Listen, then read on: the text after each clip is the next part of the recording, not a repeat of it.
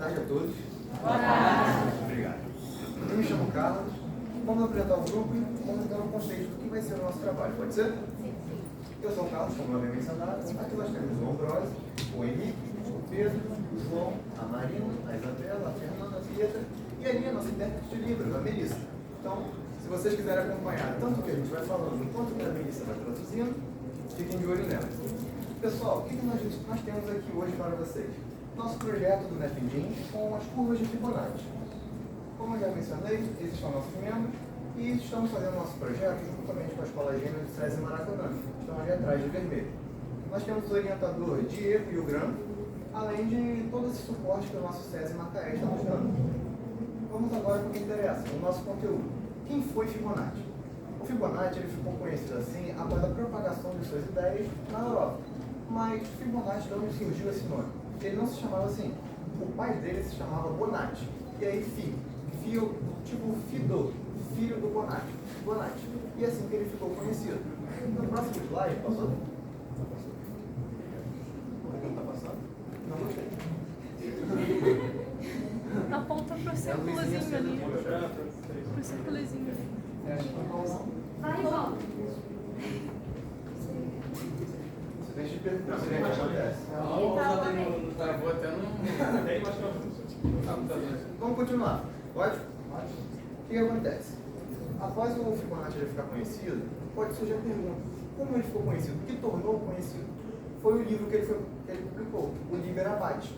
O Liber Abate ele mostrava como que as sequências poderiam ser repetidas e vistas na natureza.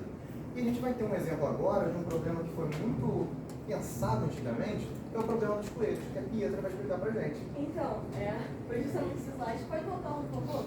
Dá pra voltar aí. Isso, então. O problema dos coelhos, ele parte da seguinte premissa. A gente vai ter um casal de coelhos, né? Então, o macho com a fêmea. E aí a gente vai ter a premissa de que eles não podem se reproduzir direto. Ou seja, eles têm que nascer, aí a partir do segundo mês eles se reproduzem. E aí vocês concordam que eles vão ficar reproduzindo sempre. E nenhum coelho vai morrer.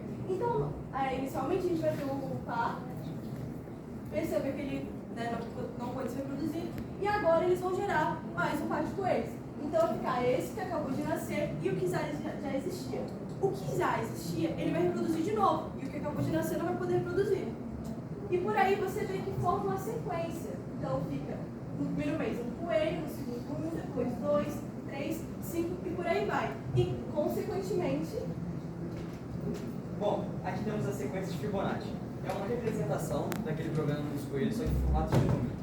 Onde cada número daqui é a...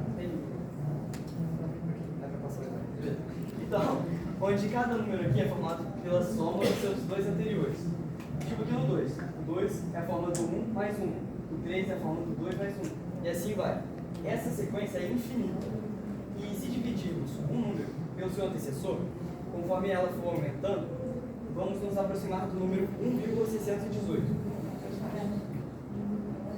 Bom, que é a proporção áurea. Ela está presente em várias áreas da natureza e também ela é utilizada pelos artistas para representar a harmonia. Ela está presente aqui na Mona Lisa, nas galáxias, nas flores. Até se vocês olharem para a orelha de quem está do seu lado, dá para ver esse desenho.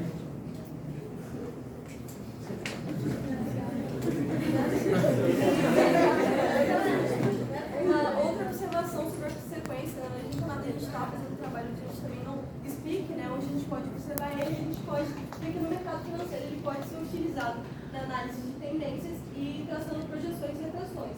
E em diversas fontes também a gente vê que a ornamentação das folhas, elas são de acordo com a sequência. Isso vai facilitar a absorção dos raios solares, ou seja, tem toda uma questão harmônica e da própria natureza. E também podem expressar uma árvore genealógica de tamanhos.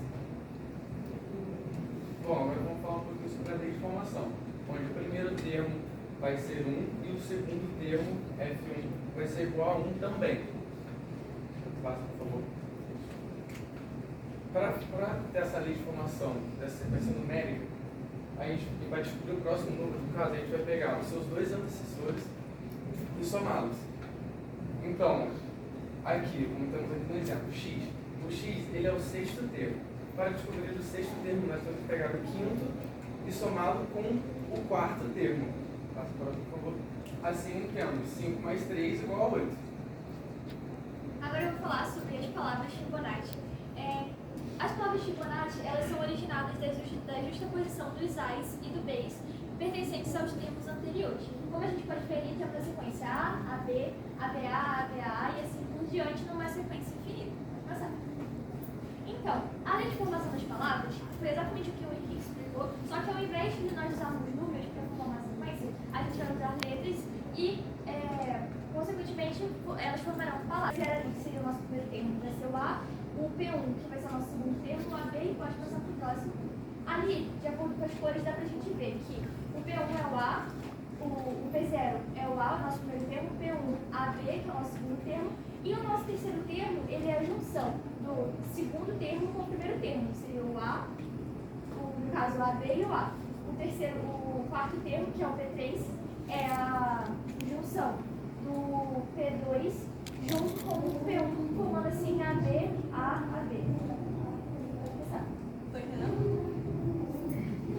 Bom, e agora o ponto central do nosso trabalho. A gente falou, né, sobre a sequência de Fibonacci, como ela é formada, a gente transformou isso em palavras justamente para a gente conseguir transformar ela em uma curva.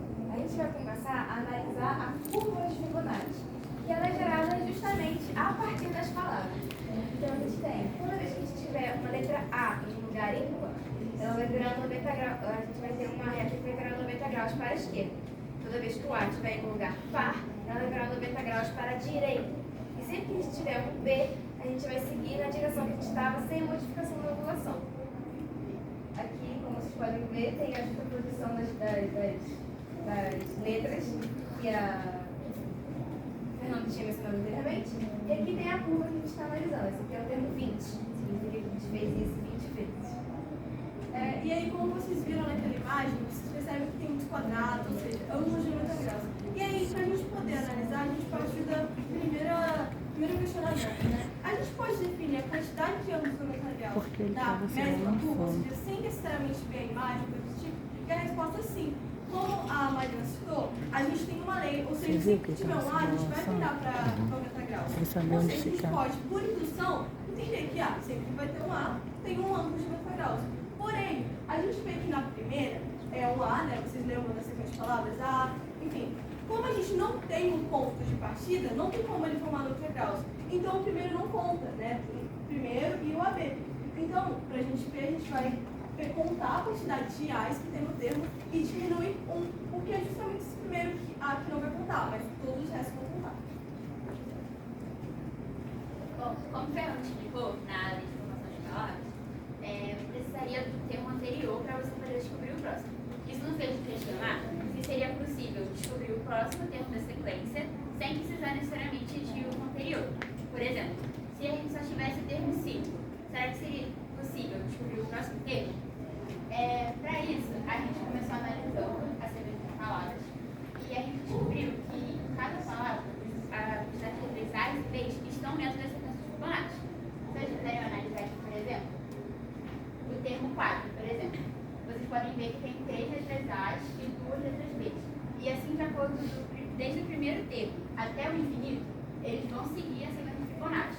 As quantidades de letras A e letras B vão estar na sequência.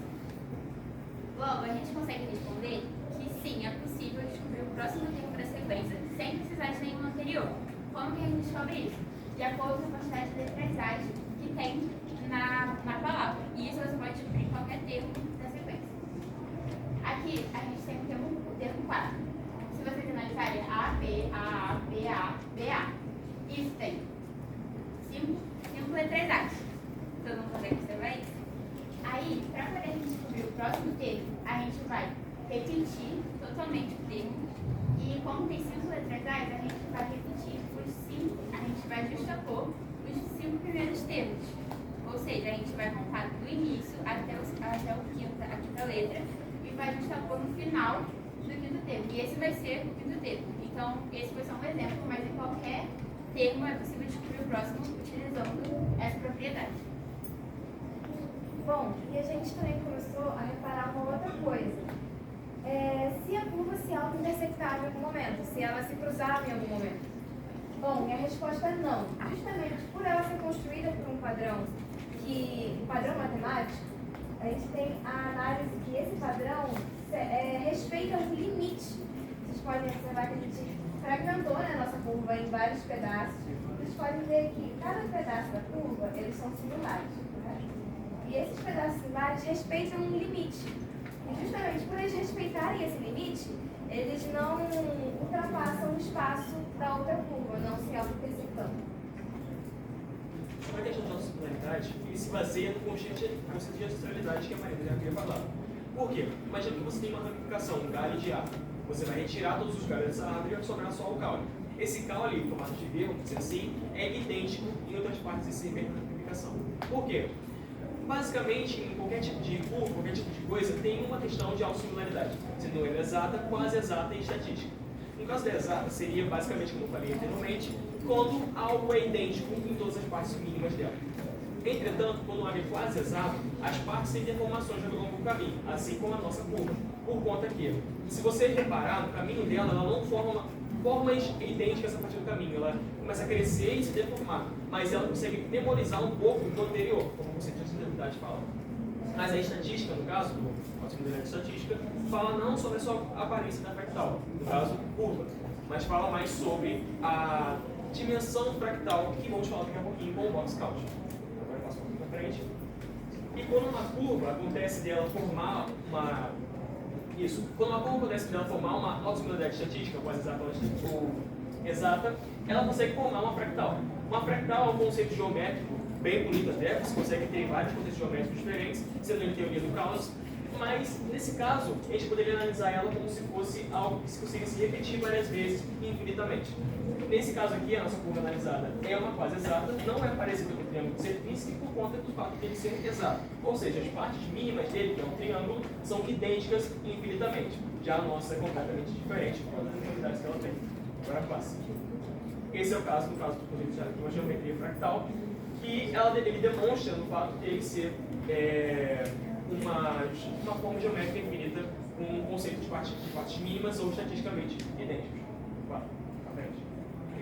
O box count é um método de análise matemática no qual nós pegamos a nossa figura e desenhamos ela numa grade. Observe o triângulo, observe o foco do triângulo de Koch. Você percebe que a gente botou ele numa grade, correto? A gente contou todos os quadradinhos da grade.